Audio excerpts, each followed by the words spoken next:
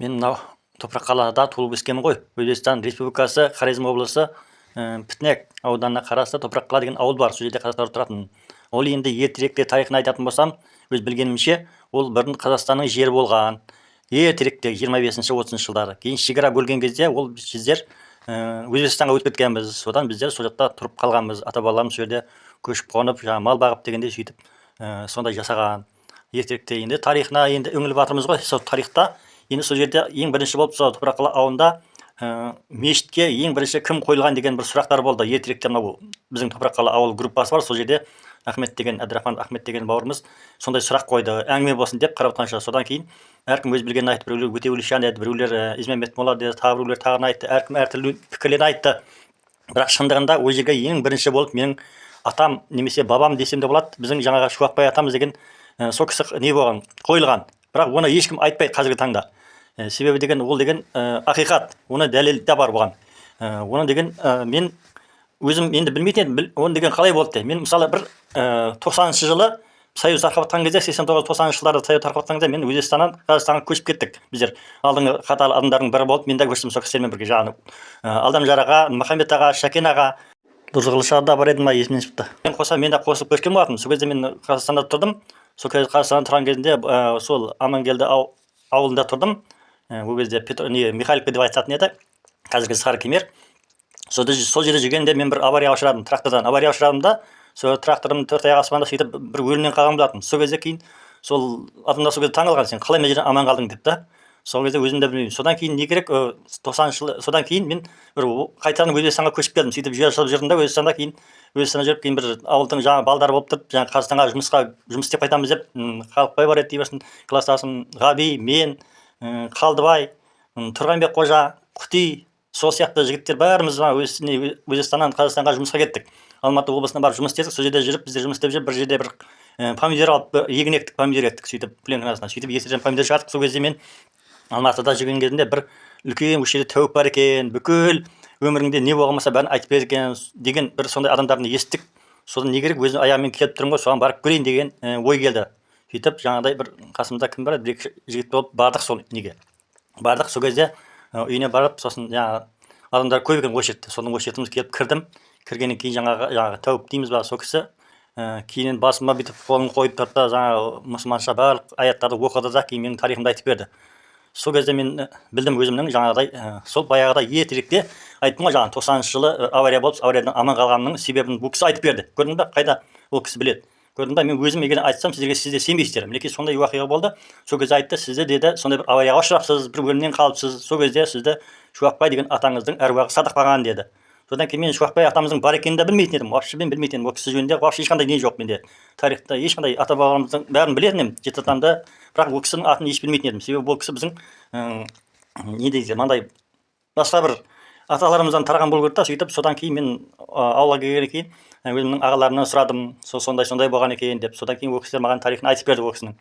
Соған себеп күні кеше енді мынау қазір Топрақ қала группасындағы әңгімеде сол себеп болды да. Содан кейін сол жерде мен соны анық қанығына жетейін деп жаңағы неге бардым, Шымкентке бардым, қандай да бір себептермен қыдырып.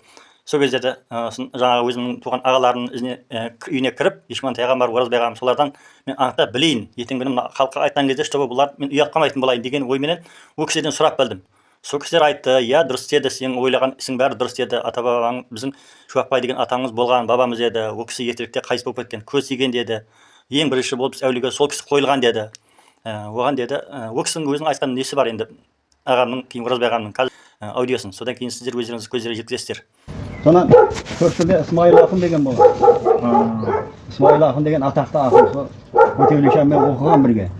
Сол түскіреді, түсінде қарата айтып, Өтеулешанға бірдеңе болыпты дейді да, атына мініп қайтады Төртбілден. Біздің атам басында құм бар ғой менде ақын. Шекараға келіп песін намаз оқиды.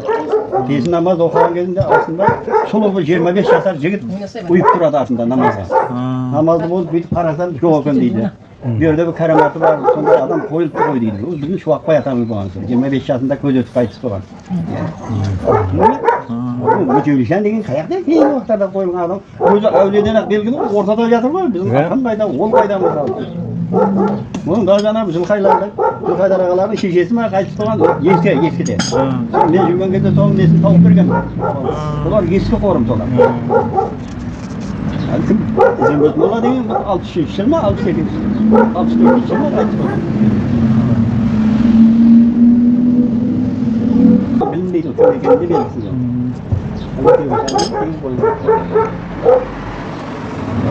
Мен шөлдің бәрі қазақ қой, молдашылық қылып, ана Қақшуанға дейін ортада жүре бергенде жаңғырды, ұзын-құты ел аралап жүрген ғой.